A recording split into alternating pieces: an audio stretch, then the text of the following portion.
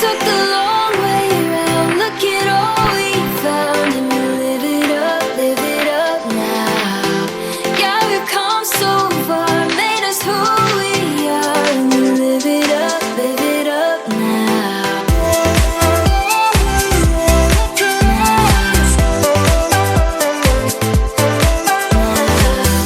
Took the long way around, look at all we found, and we live it up now.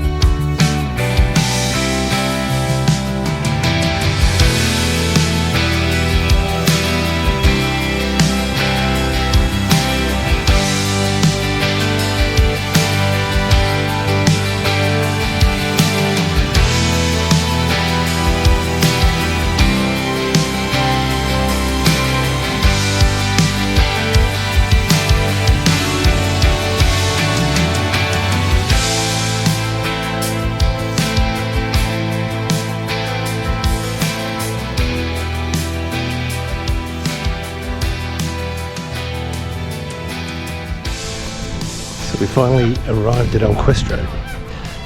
We've got a really nice spot. It's A4, first row. That's our site there. There's not much grass about, but we're just going to go and have a look at a donkey.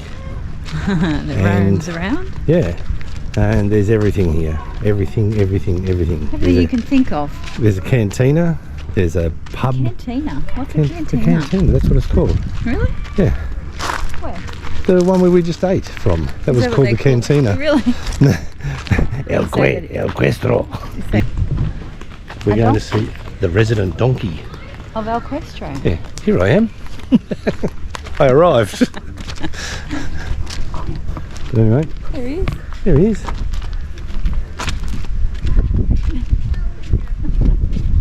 Aww. Hello. Hello, my little friend. What are you doing? What are you doing? Are you gonna bite me? Huh? That's him. Oh. Might be lining me up. What do you think? You gonna line me up? Buddy? Huh? You gonna line me up? He doesn't bite you. Yeah, I know.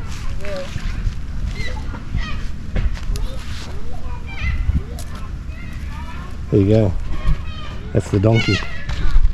And this is the powered section.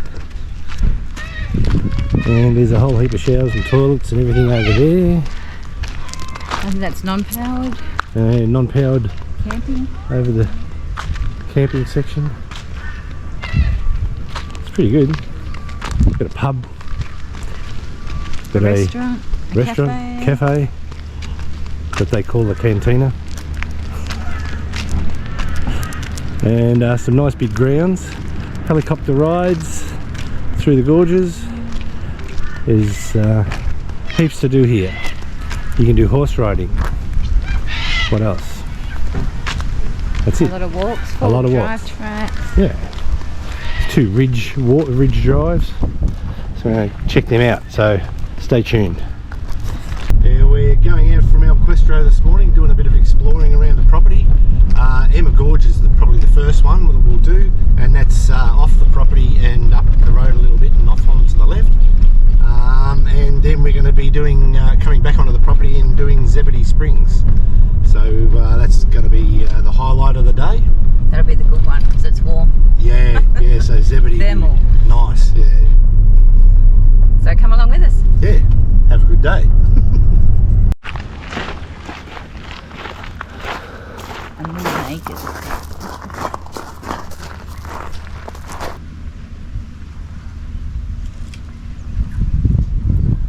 This is Emma Gorge.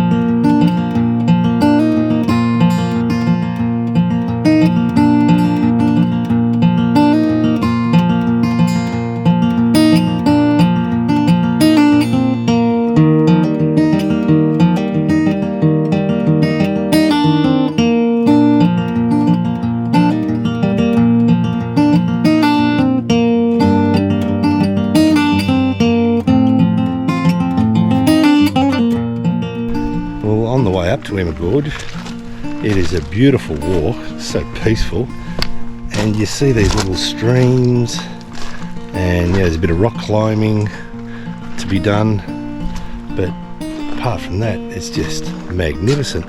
You got these rock ridges and beautiful cliffs. It's just sensational. Hey Williams.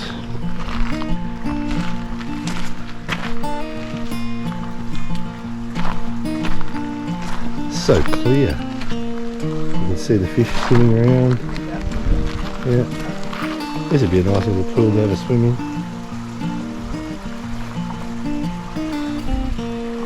There you go.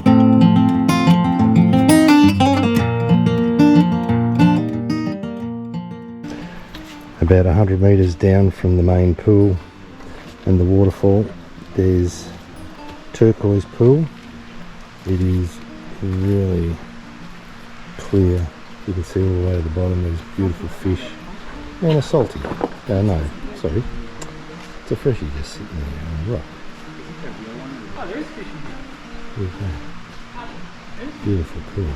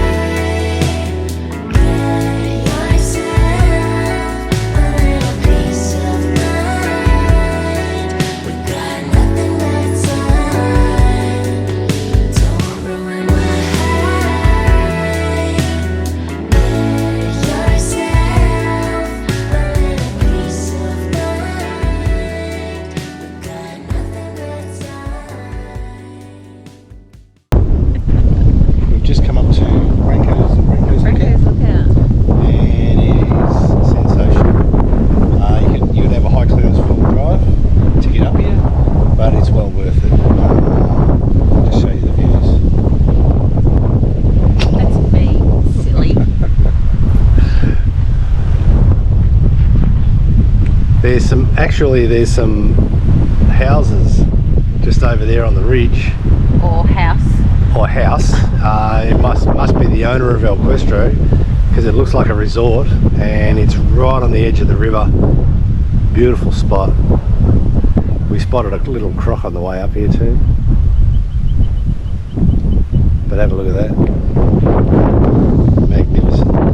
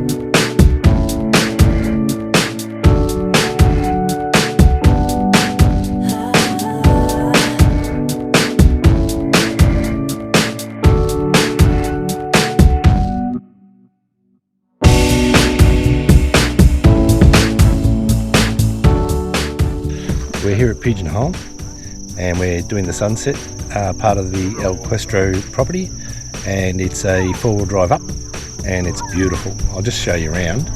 And we're here with Tim and his wife Alison, and these are the guys that rescued our pole on the Gibb, the one that fell out. So we thank them very much, and we're having a drink with them and we're watching this beautiful sunset. Can't get better than this. Wonder what the poor people are doing today. Sitting watching the sunset. Don't say that.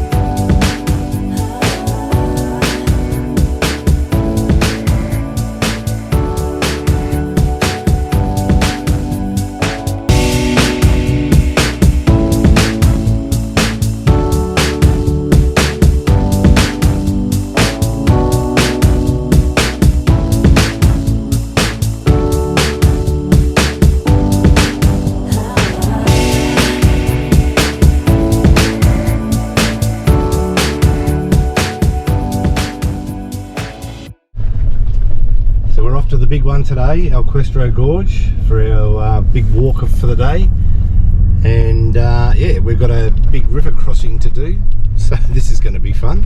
Keep it going, keep it going.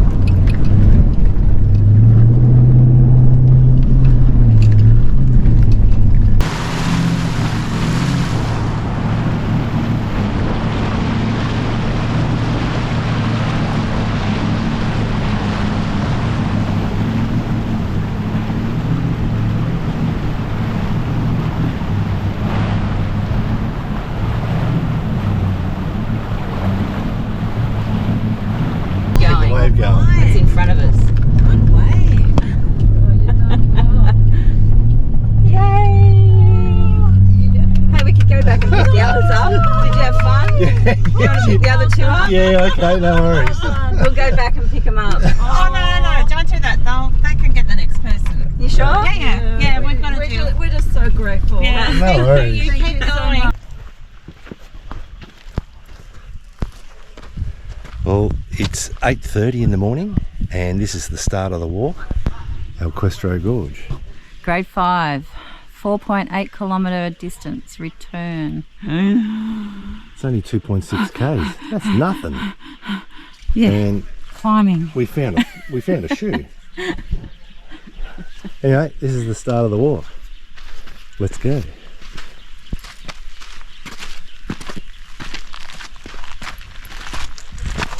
Jesus. First up, river crossing. Let's watch Fiona fall in the water. You probably will. That is beautiful. You got my phone? Yeah. You can take a photo. Yeah. Just the start of Questro Gorge is magnificent. You start to see the gorge forming. There's beautiful palm trees everywhere. Wow.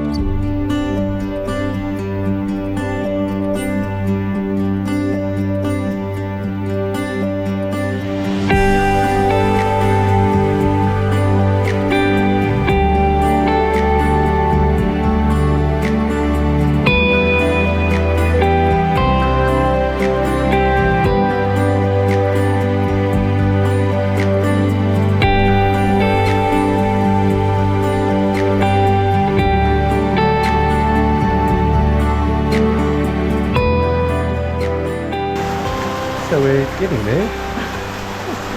Bit of a challenge, and this is the next one. It's a waterfall. So we're climb where the blue dots are. Up that walkway and across. What do you think? The prize is just up here, and there's a beautiful pool just before it. And there's the waterfall up in the distance. And we're just about to scale up to there. You're right, I'm behind you.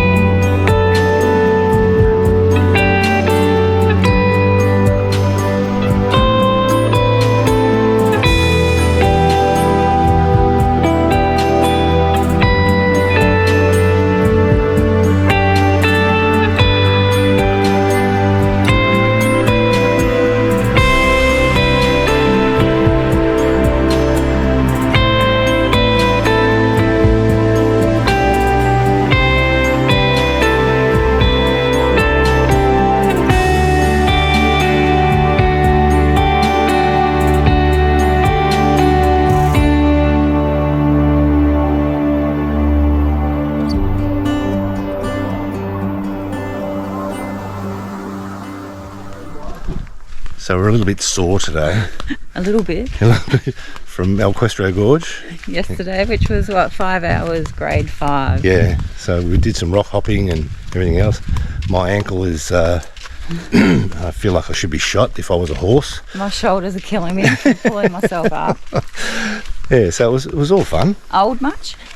worth the walk though. Yeah, but anyway. definitely.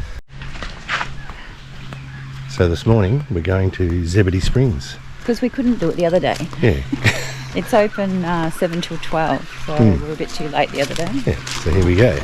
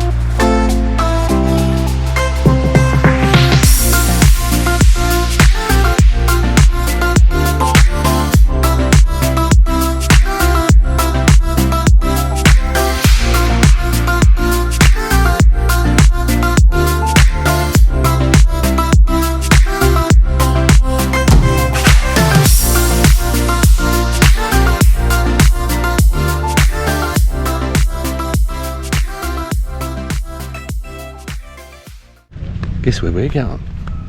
We're going to the helicopter. Again. We're going to do a 30-minute little tour around Questro. Because our legs hurt. We don't want to walk anymore. Yeah, that's right. It's the easy way.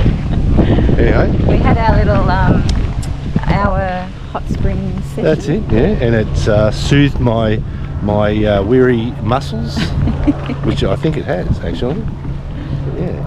It was good. But did it soothe yours? It did. It Okay. was beautiful. Yeah. I think this is our helicopter coming in. Look. Yes, look. There you go.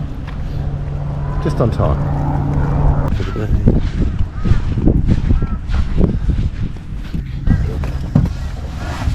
There's our competent pilot. And me.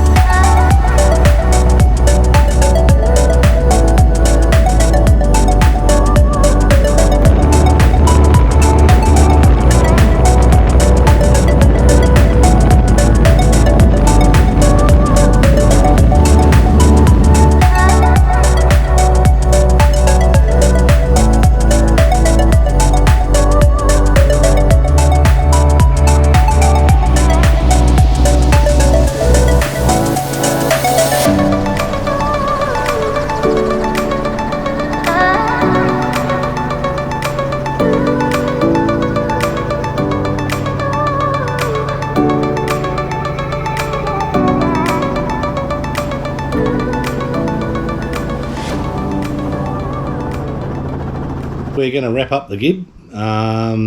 We've done, is it 5 episodes now? Yep.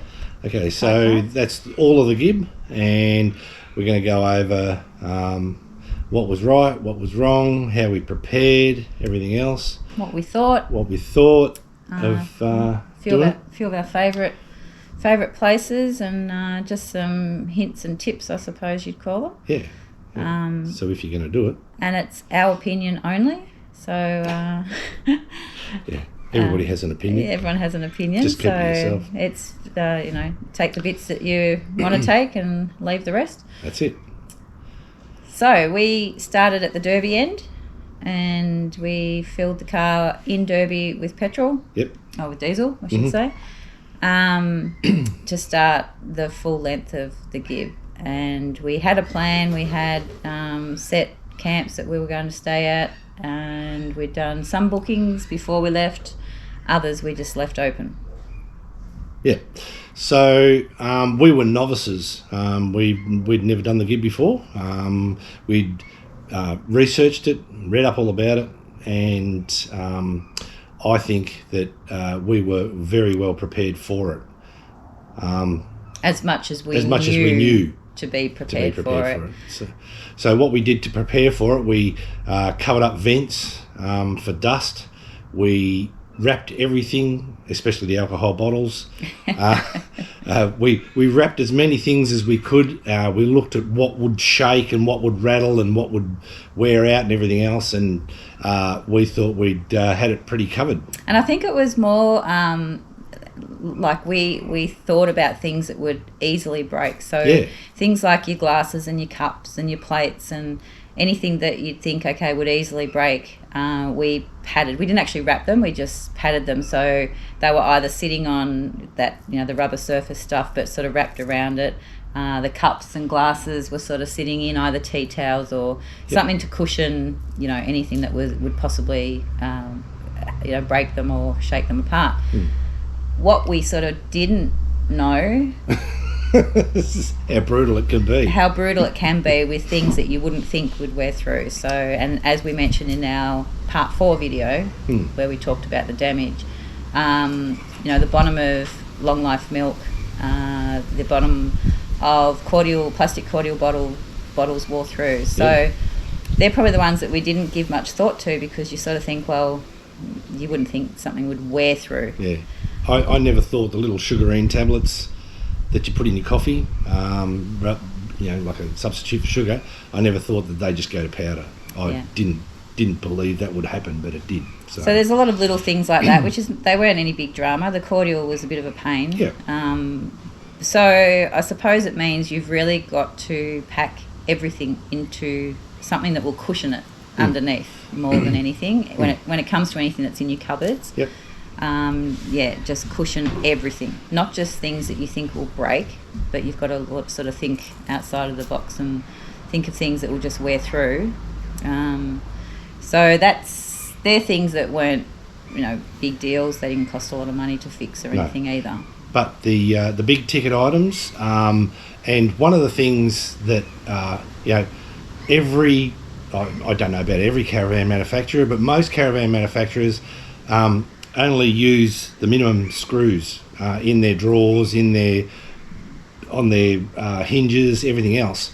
I found that when you get out and have a look at what's going on in your van every hour or so along the Gibb, we found screws. They were all falling out. So what I've done is every time a screw fell out, I replaced it with a bigger gauge screw, and the same length, bigger gauge, and glued them in. So I think the thing with that is if you do that before you go on the Gibb, it would save you a lot of heartache. Yes. Rather than just doing it, it's like instead of reacting, to be proactive and do it before you go, rather than reactive at the time it happens. Yeah. So. And the other big thing was gaffer tape. We gaffer taped. In the end, we gaffer taped the fridge up so it doesn't, come off, open, whatever. We taped the table, the bathroom door. Oh yeah, and things like that in the end, because just to cushion them a bit more. Cushion them, yeah. That was after stop the movement so that it doesn't flog everything out. Yeah. But yeah. So these are all things like we're sort of trying to talk about how we prepared, and you're not really to know about the screws until it happened. Well, now that it's happened to us, and that's why we're sort of passing it on to you guys, that screws are a big thing. Even now, we've got still a bag of screws that we have no idea where they come out of. Yeah. And the obvious ones, like when the table fell off, that was obvious. The 15 screws that were on the ground were from that. But we found screws prior to that we have no clue where they came from. We've got a bag of them. We've got a bag. So one day we'll probably find out where they came from. Yeah. But I think, to prepare fully, you probably really need to check everything that's held together with a screw in the van. It's like your fridge and your oven and things like that. Yeah. Anyway, so that's just another hint or tip to prepare. And the other big thing was tyre pressures.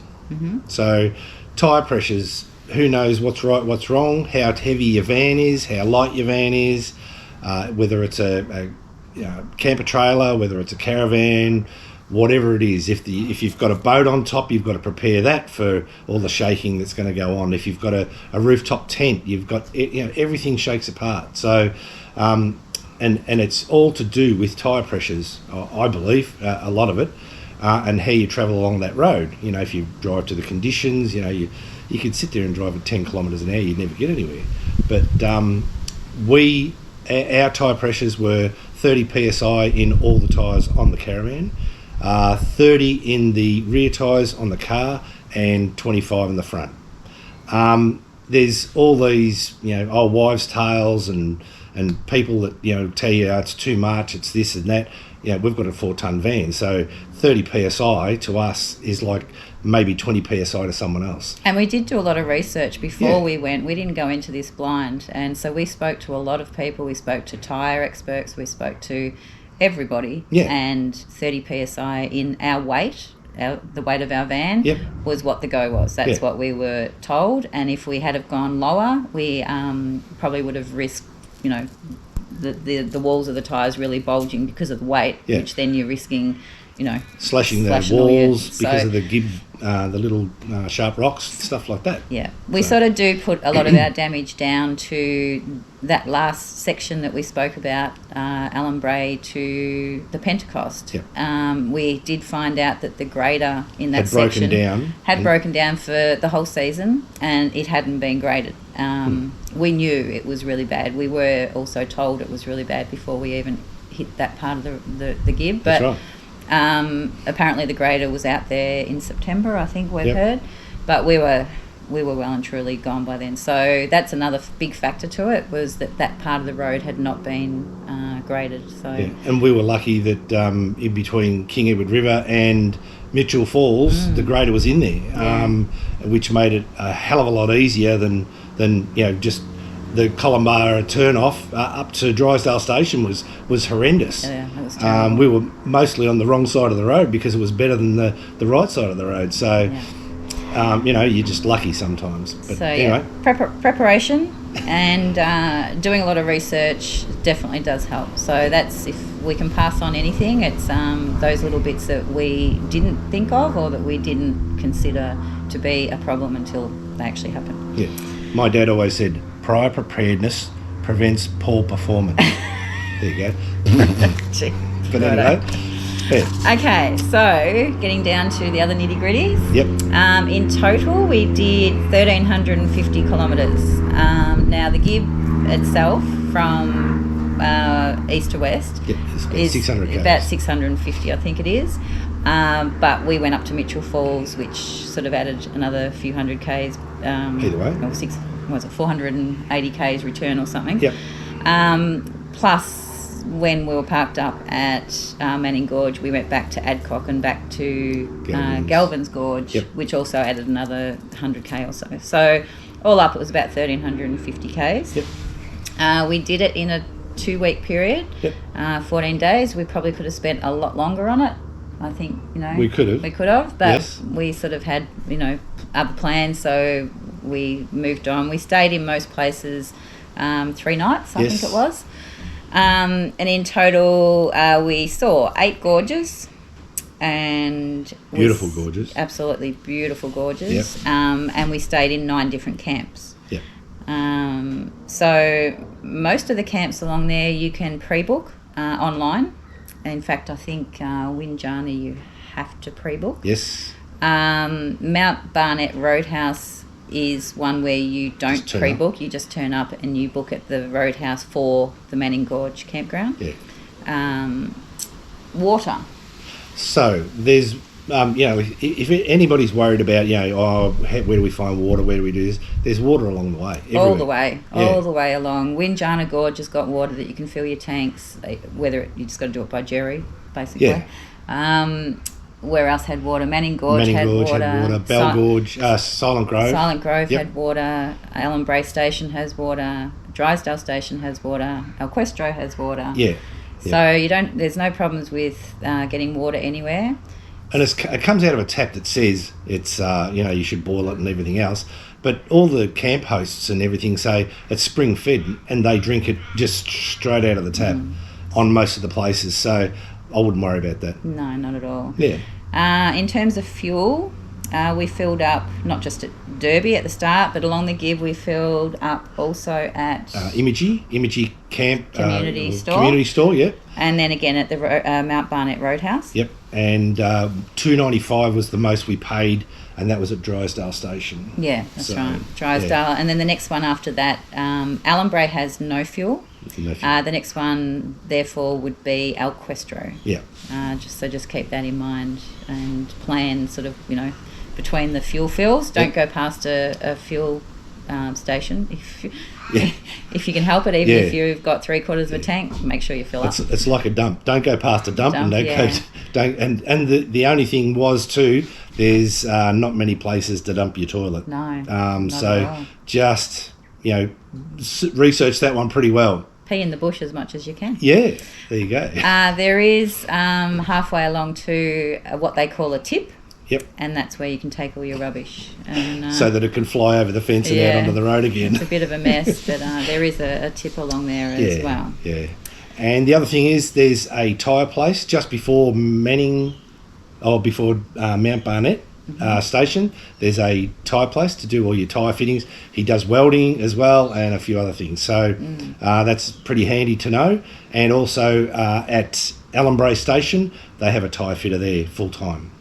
Which is pretty handy. Yeah, which is pretty handy. Because we needed it. Yeah.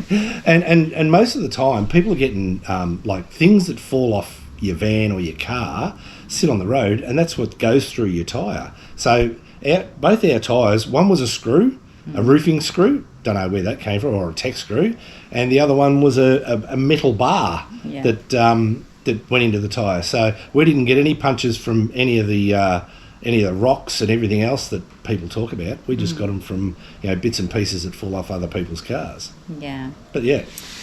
So what else is there we can talk about? We did Mitchell Falls, which I think both of us agree is the highlight, one of the biggest highlights of our trip so far. Yep. And a lot of people choose not to do it because it is that little bit further to go. And it is known to be a really rough part of the Gibb as well. Yeah, it is. If you can spare the time and can be bothered going on the horrendous road, by all means try and fit Mitchell Falls in. Because it really is spectacular. You would never see anything like it. Yep. If you've got a van, you can leave it at Drysdale and tent it or swag it up to Mitchell Falls, but there's a lot of campers up there, camper trailers. There was a few that braved it and took their caravans up there, but only small ones. Yeah, they weren't huge.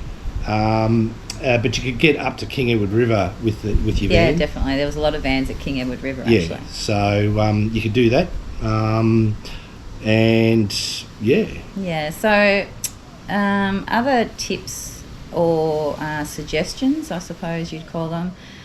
What the trouble we had on the Gibb with driving is people coming the opposite way to you. A lot of people don't tend to slow down, and it really is hard on the Gibb because not only do you get sprayed with stones and rocks, but the dust on the Gibb is just shocking. Horrendous. So something we made sure we did is anyone coming the opposite way, we made sure we slowed down. Yeah. So, one, so to protect them, and also so they wouldn't get covered in dust and not be able to see 2 inches in front of them. Yeah, because if somebody's going 100 k's an hour and they pass you, you're driving blind for about 10 seconds, 10, 15 seconds, and that can be, pretty gnarly when you're towing a van. Yeah, but we also thought, like a lot of people travel the Gibb without vans, so therefore they can go a lot faster. Yeah. And we had a lot of, we had a lot of utes and things like that. Yeah. That would just overtake us and then just hook straight back in front of us, and we were blind. We could not see. We had to stop. I think one of our videos shows that exact thing happening. There's dusty road etiquette. Yeah, it's dusty. It can't be helped. It is dust. But if you do overtake, probably the right thing to do where possible, just stay on the wrong side of the road as long as you can see the distance that it's clear until, it's a fair enough distance to then pull back in and allow the person you're overtaking to still be able to see. Yeah. But even, as I said, going the other direction, passing people, coming the other way, just sort of slow down. Yeah. It's common courtesy. It really is a safety thing to slow down. We didn't go fast on the Gibb at all. No. I think the highest we got was 60 k's. 60 k's, yep. In a lot of spots it's 50, and in some spots it's right down to 40. Yeah. We slowed... 60 was nice because you could sit above the corrugations for most of the time.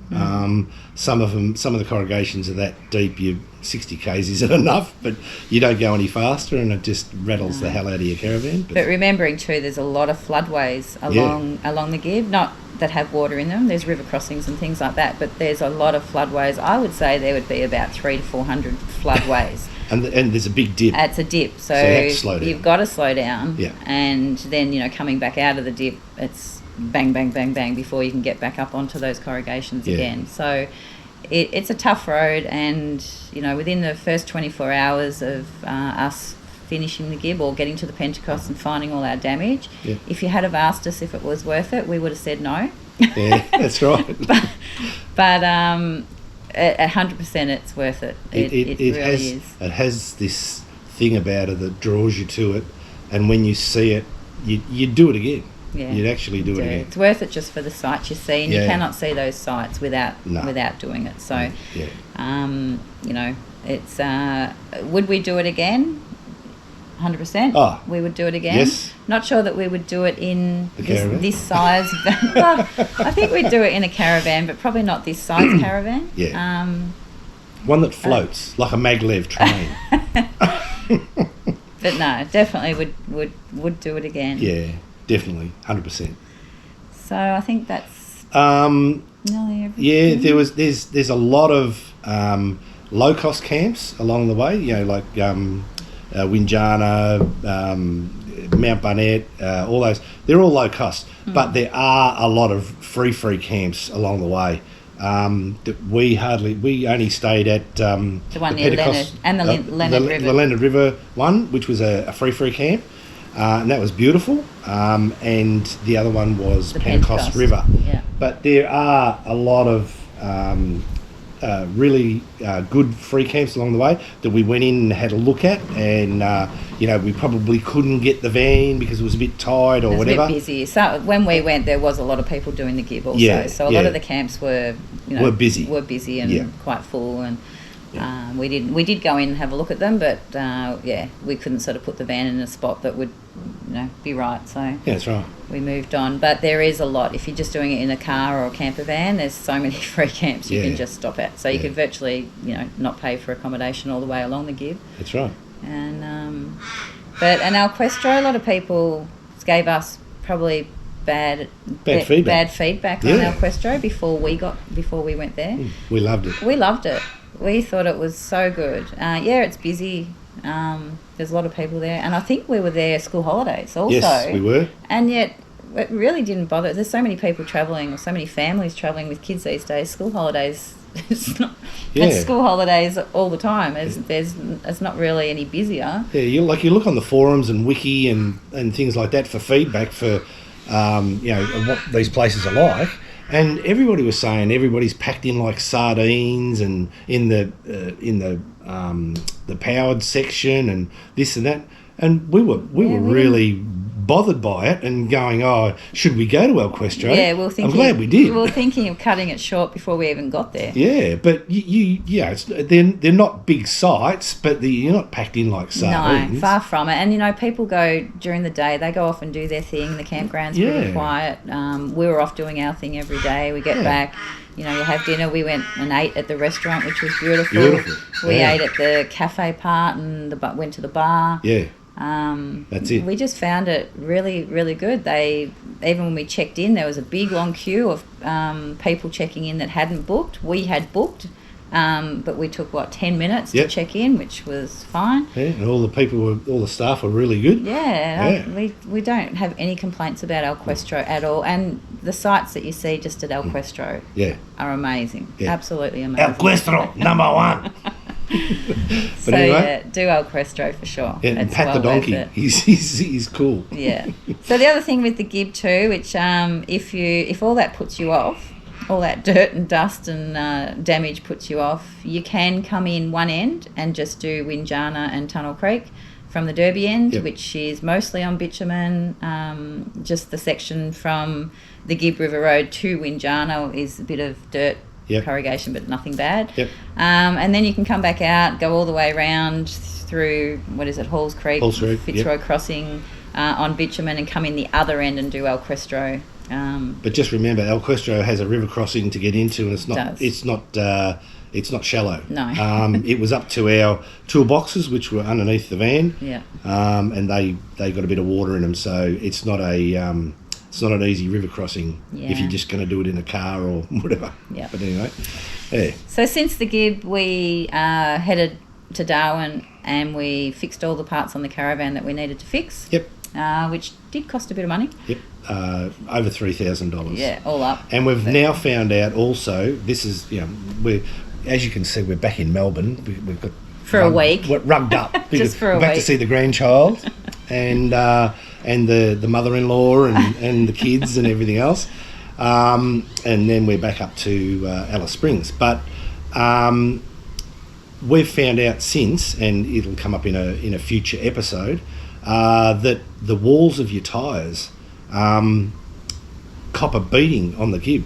And we've found out since that 2 of our tyres have blown out, the walls blown out, because the Gibb weakened them. So just, once you finish the Gibb or whatever, and you're getting a service done, take it to a tyre place. Get them to take the tyres off and have a look at the inside walls of your tyres, because we've found, and this was a pretty good brand of tyre, Mickey Thompson. And they were 6 months old. We had 2 blowouts coming down the Stewart Highway towards Alice Springs.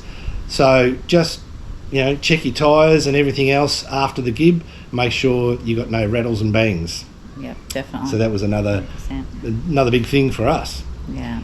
But So I think we've just about covered everything. We have, except for like and subscribe, so you can see our future episodes. We've got some really good stuff coming up. We go up to Darwin, we go down the middle. Oh, we do Purnalulu after this, and you think the Gibb River Road's bad. Yeah, 54 Ks of hell. Wait till you see the road to Purnalulu. Yeah. We didn't take the van on that one, but that's a shocker. So that's coming up as well. Yeah. But so we will continue on providing all these episodes of where we've been and showing you all the beautiful sights of Australia. Yep. And if you've got any comments or questions on the Gibb or any other information you'd like to know, just drop it in the comments and we'll certainly get back to you. Yeah. We love all the feedback we get. Yes. And thanks for watching again. Like and subscribe.